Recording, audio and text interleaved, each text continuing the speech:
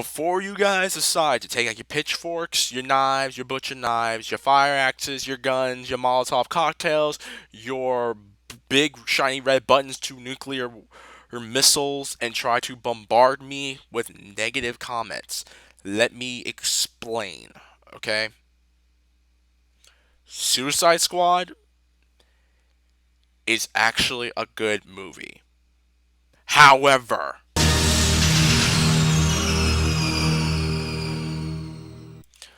what's up, everyone? Reckless Fox here, and you're probably wondering, wait, where are you now? Don't worry, guys, we're still in my house. I decided not to film on my couch. I actually wanted to film where this is my base of operations, actually. This is where I stream.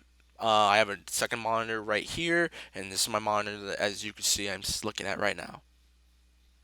Hi, Mom. So, I actually got this chance to see Suicide Squad today, and this is going to be a really hard review because I know there's going to be a lot of people who are going to want to bash my brains in because of a matter of opinion.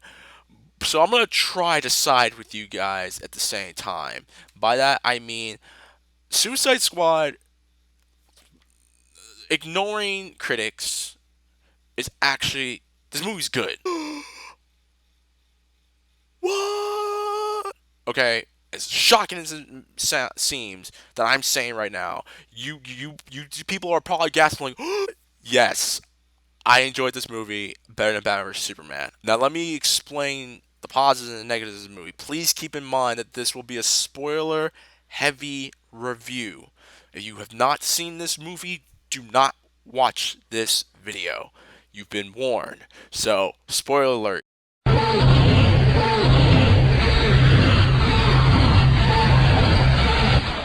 So, Suicide Squad, the whole plot about it is this. Amanda Waller, played by Viola Davis, has assembled an elite team of supervillains, that being Deadshot, Harley Quinn, Captain Boomerang, Killer Croc, El Diablo, and Slipknot, to form Task Force X, aka the Suicide Squad. Crap happens when Cara, what's her face, who plays Enchantress, goes bat crap crazy and wants to destroy the world, resurrects her brother, and now the Suicide Squad has to stop her while trying to keep their composure, while they're under the leadership of my boy, Colonel Rick Flag, played by Joel Kinnan, whatever. And that's pretty much the plot. They have to go. You have a team of supervillains trying to be superheroes to save the world. Suicide Squad originally was created in the 80s, um, in which Amanda Waller forms the team and Rick Flag leads it. Originally in the 80s comic book, you had Captain Boomerang, Bronze Tiger, Deadshot, and a couple of other characters. And that's pretty much it. Except for this one, they're kind of taking the new 52 aspect of the Suicide Squad, and that's actually not bad to a certain extent. We're gonna get to the positives, okay? Will Smith, okay, that's number one. Let's just point it out there. Let's just put it out there.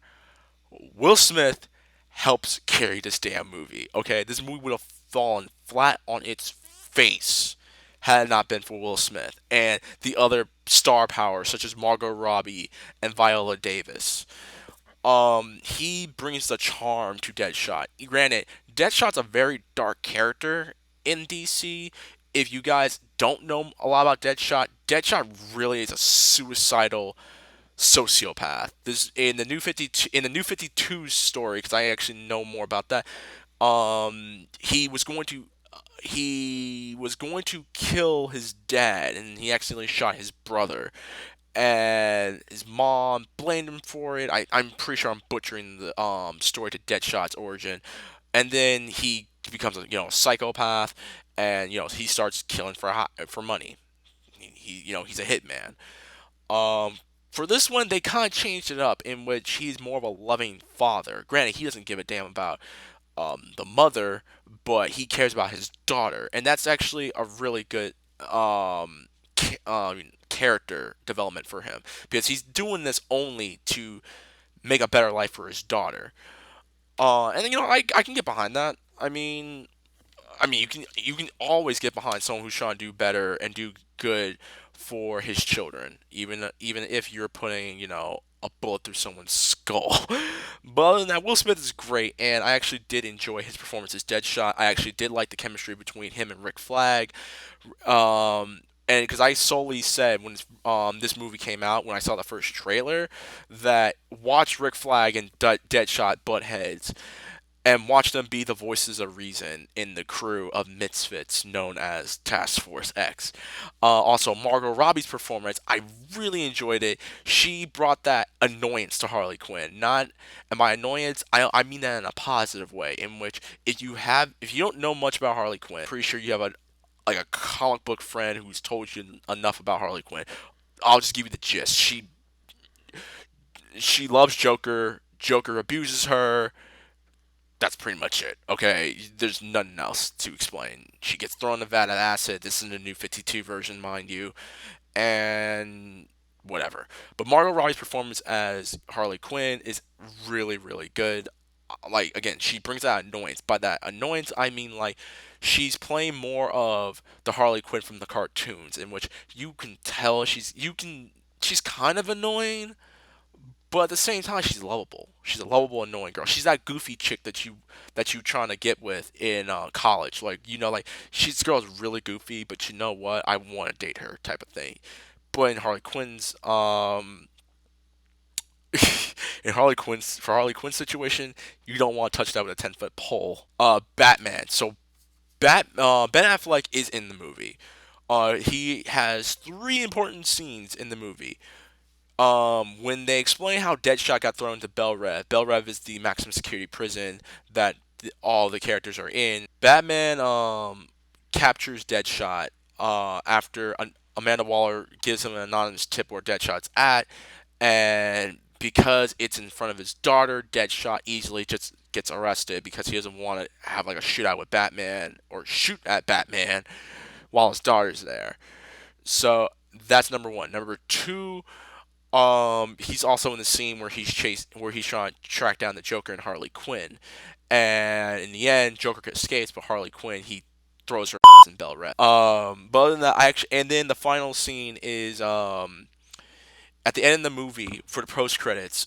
Batman, you see Batman, Amanda Waller, or Bruce Wayne and Amanda Waller at the table, and she's talking about like I need you to help me out. And he's like, don't worry, I'll make sure like you don't get caught because she's trying not to get like thrown in front of the bus after the government finds out what happened in Mid City, and in the end he actually needs files on Aquaman and Flash, and as much as I want a little bit more about from Ben Affleck's Batman, but at the same time I got what I wanted. I mean, I did not want too much of Batman because at this point it would have been like Batman vs Superman 2.5, and like I did not want that.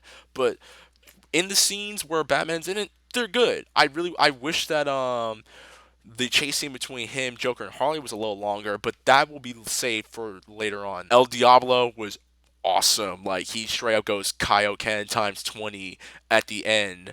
At the final climax in the movie. He actually becomes the voice of reason later on in the movie after certain events happen, such as them finding out that Rick Flag is smashing Enchantress or Doctor June, because that's her character's name is June, and she gets possessed by the Enchantress.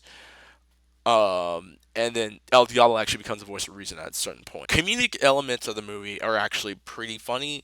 There are some of the comedic elements of this movie actually do fall flat, but when it works, it works, and that's the thing. I mean, this movie is supposedly like kind of a light-hearted version of DC because DC finally saw Batman vs Superman. It's like, you know what, we should probably not make this movie as dark as Batman vs Superman, which I will talk about later on in the review.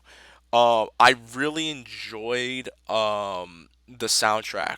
The soundtrack to this movie is actually really good, and I said this on the comment section of the second Suicide Squad trailer, not the one after the Comic Con trailer, where I said I was getting a real Guardians of the Galaxy feel, and by that I mean what made Guardians of the Galaxy really really good is its soundtrack.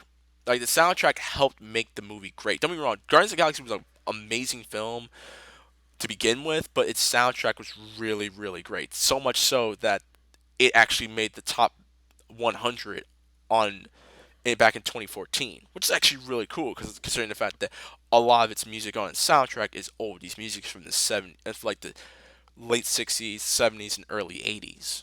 So yeah, so keep in mind that Suicide Squad not trailer, that Suicide Squad soundtrack, hella dope, hella dope.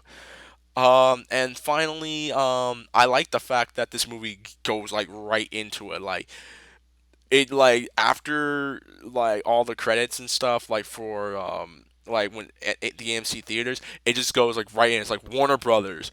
5 seconds later, DC. 10 seconds later, go straight into the movie. I actually like that. They were not BSing. It was like, look, here's Suicide Squad.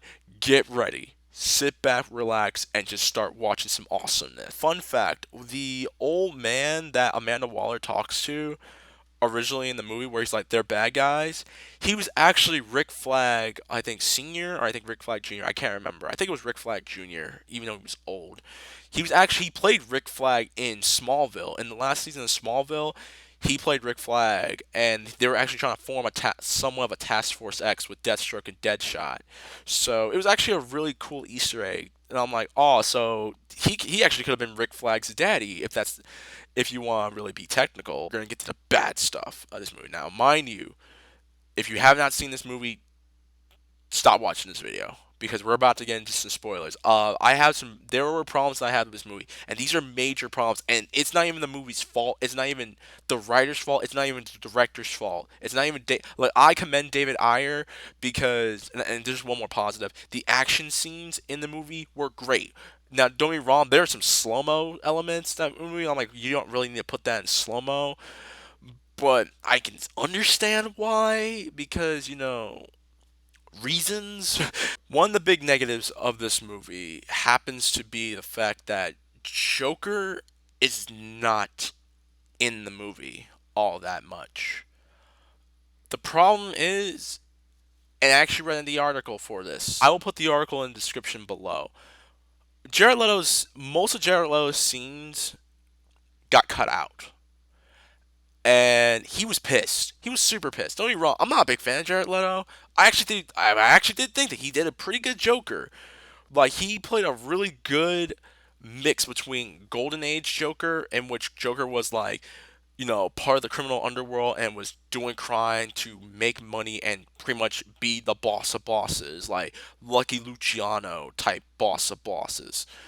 And the Bronze slash Modern Age, in which he is the psycho sociopath that we all know, and some of you sick, twisted people love you know, I mean, don't get me wrong. I mean, it's your opinion. I mean, you like a dude who likes to shoot women and paralyze them and shoot babies and then blow a chick's head off in front of a bunch of kids and or like cut his own face off.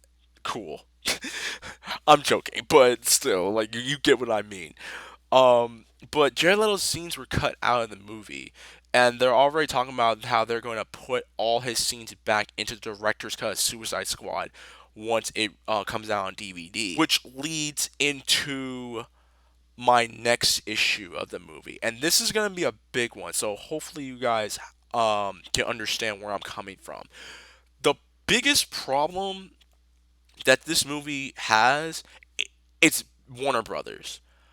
The reason why I blame Warner Brothers for this is because of the fact that if you go back and look at Batman vs Superman, there were plenty of plot holes in this movie. This movie lasts 2.5 hours, and there were plot holes. Like, why was Batman killing people? Granted, Batman wasn't killing people. Like the warehouse fight, he didn't really kill anyone. Like it was just when he was shooting at people's cars, like the bad guys' cars. But you clearly saw that this dude was like, oh damn, he just killed those people. They don't explain the nightmare scenes. They don't explain how and why like Lex Luthor is able to get into Zod's ship, and how his blood genetically alters Zod and becomes Doomsday. There's a lot that they don't explain in the theatrical version, which makes you wait for the ultimate edition of the movie where they actually put that extra 2 hours of movie back into the final product. The problem with that is even though that works, at the same time, you're giving us only 60% of the movie. The movie's not even finished. And that's the problem with Suicide Squad. Suicide Squad is a movie that you clearly can see is not finished because there were elements of the movie that looked great. It looked great on paper, but either it was poorly edited or poorly executed. And that's the problem. That's the problem that Warner Brothers continuously makes. They don't know when to actually let the directors direct and fill in plot holes. Like with Joker, like Joker and Harley's relationship, it may look cute and cuddly on the big screen, but there's a lot more about what happened between Joker and Harley Quinn that got cut out of the movie. Like you don't see how sick and demented he is towards her, like how he is in the comic books and in parts of the cartoons and stuff. You don't see him grab what's in that briefcase like in the commercials, and a lot of his dialogue is also cut out, and there's a lot of scenes where it's cut out. There's actually a rumor in which the chase scene between him, Batman, and Harley Quinn is actually a lot longer. And actually, I would have loved to have seen what would have happened if he had like Joker had saw him take Harley Quinn away. And another issue I have about that is I would love if they had I would have loved if they had expanded on how Joker's teeth got jacked up. Because one theory is that after Joker killed Jason Todd, because they've already confirmed that that Robin suit that's in the case at Bruce's house, that's Jason Todd's suit. So we already know that's Jason Todd.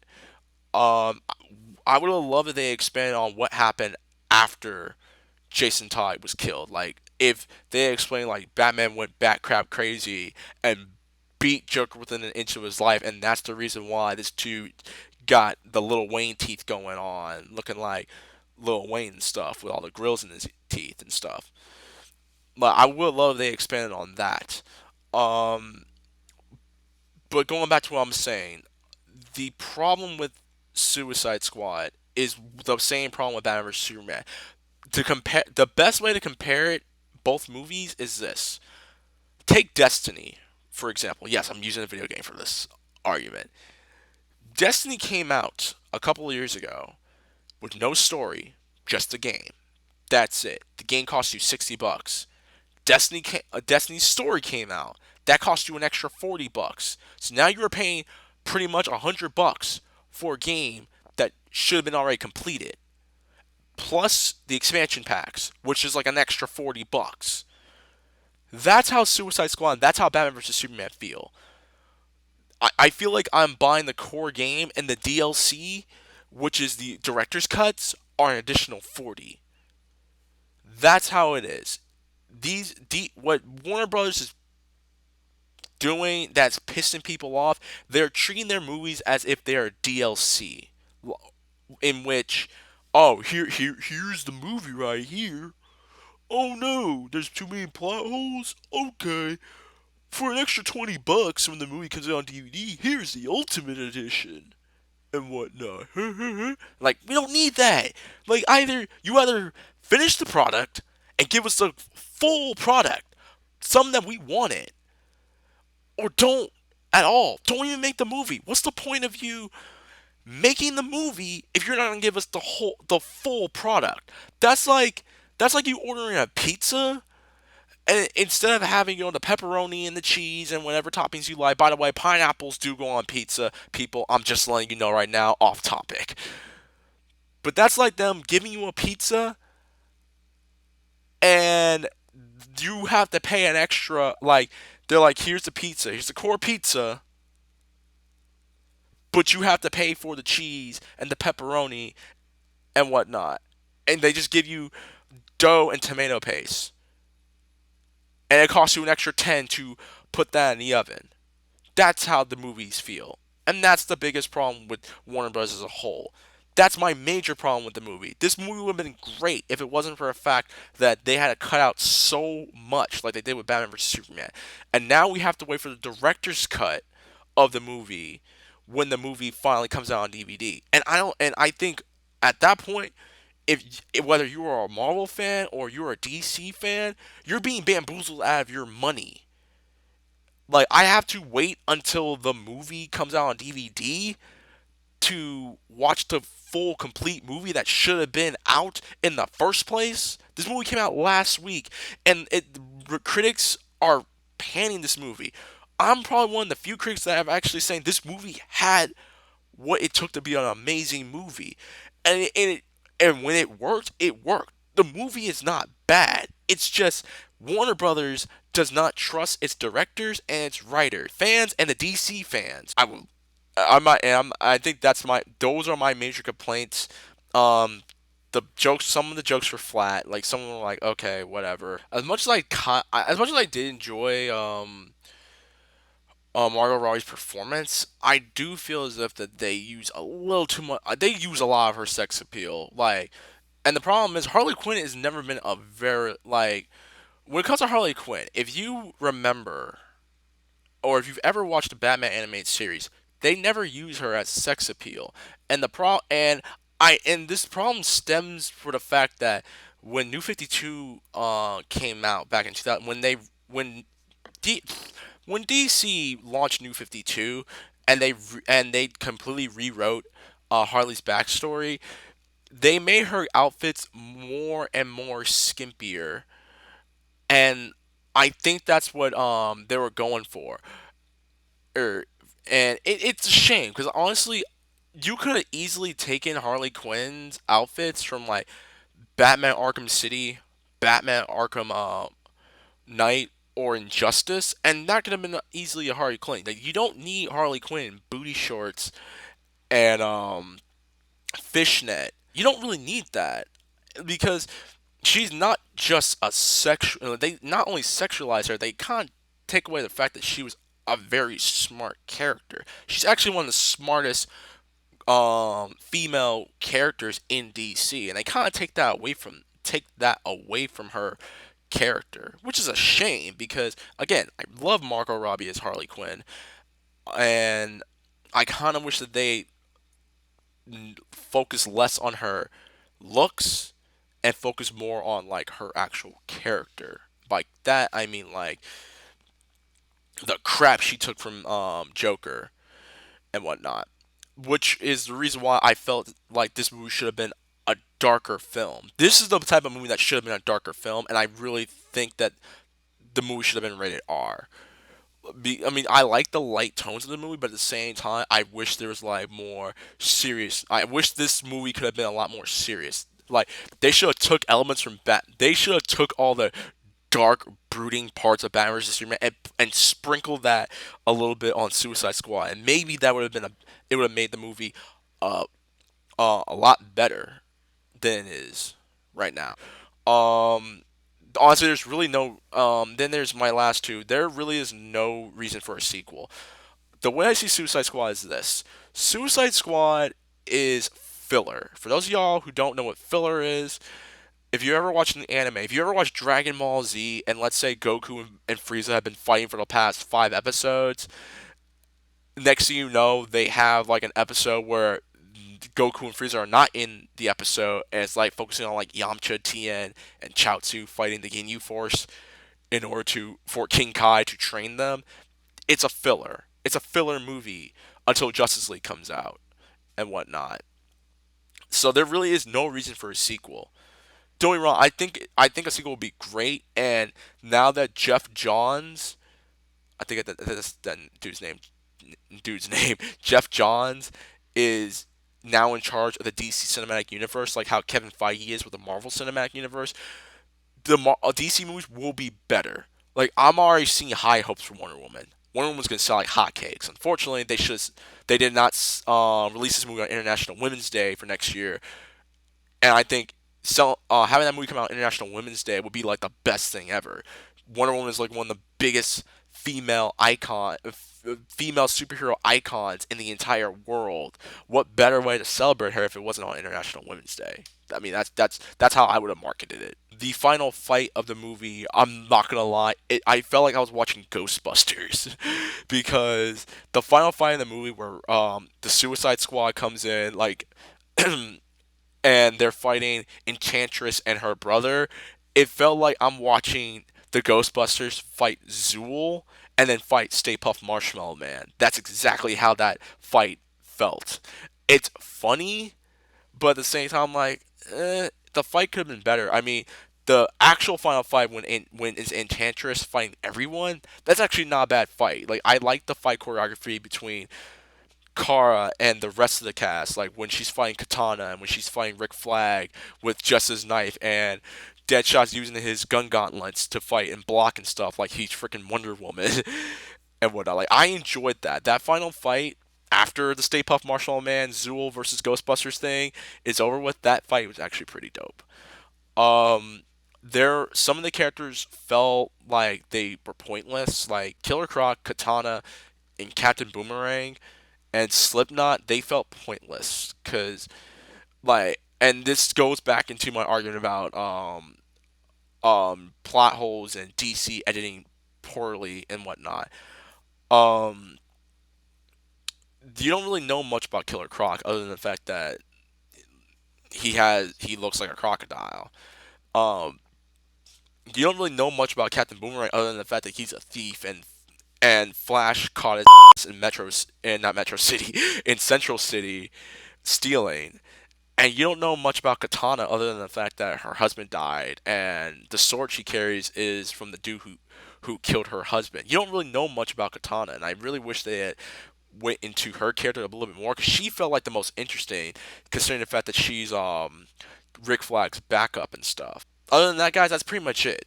Like, that's all I got for Suicide Squad. Clearly, I didn't really go into more in-depth detail. I just told you the bare minimum. Well, not the bare minimum. I told you the basics of what happened. I gave you the ending and whatnot. Of course, they win. Rick Flag's girlfriend, Kara, the actress Kara, she gets saved. Enchantress dies. Like, their souls get ripped out from one another.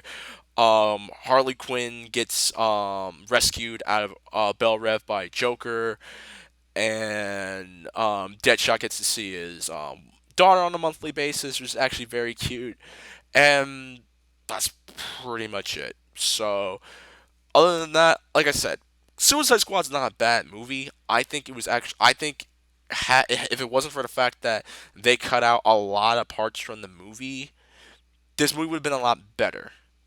You would have saw more of Harley Quinn and Joker's relationship. Um, you would have saw more of Captain Boomerang and Katana because Captain Boomerang is trying to smash Katana, which I'm not gonna lie, Katana's pretty cute, but and they're promising a love triangle between Deadshot, Harley, and Joker, and honestly, there really was no love triangle. Deadshot was not trying to get in Harley's pants at any way.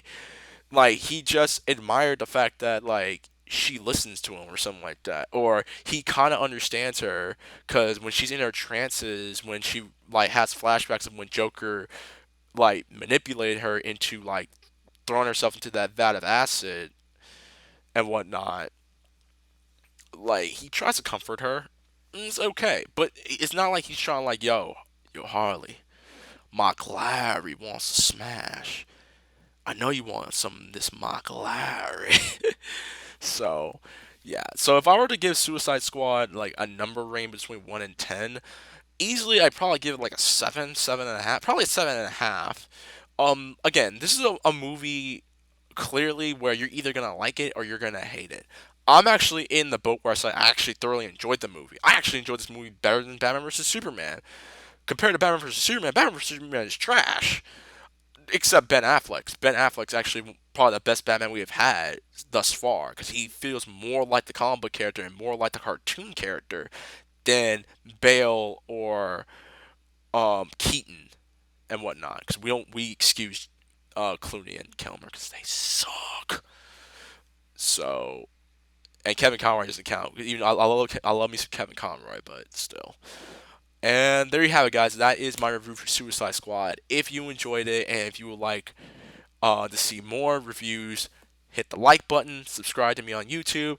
Also, please follow me on Twitch, follow me on Twitter, follow me on SoundCloud, and follow me on ScrewAttack.com. I stream uh, 4 days a week on Twitch TV, and on Twitter, I will keep you guys updated on when I do my Let's Plays, such as Sonic Adventure 2, which I'm currently doing right now for you Sonic Adventure fans, and my Resident Evil 5 Let's Play that I'm doing with my boy Exile Oreo, and I will tag him in here later on. And there you have it, guys. So this is again, see the movie if you want to go see it. Either that or wait for it when it comes out on DVD when the director's cut comes out. So that way, all the loose ends are tied up. But until then, this is Reckless Fox and the Scrub Club. Peace out, guys, and I hope you have a great day.